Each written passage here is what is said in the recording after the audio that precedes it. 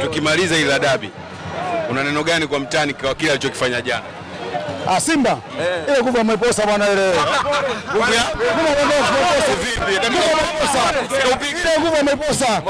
Walikuja na ganga wao wakashindwa wakatangaza hivi. Sikiliza bwana. Walitangaza hivi. Sisi tumesalenda waganga tumesalenda. Tunaomba ameposa aje uwanjani. Ameposa kaita kwa uwanjani, limeimba na maisha amepata. Lakini na wewe kimataifa usingechukua Mamposa sasa. Namba ngapi? Unasema? Namba ngapi? Mimi kwa sasa halali mpira. Namba ngapi? Halali mpira. Anacheza kihalali. Simuona kibu, umemwona mpango. Kule Misri kuna mpira kule hamna uwanja kule. Sio halali. Ile ni nguvu ameposa.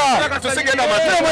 Sio yeye mtani. Nakwambia na kule hivi. Wao walisema hivi Ahmed Ally na wale wenzio wakasema je, sisi waganga tumesale?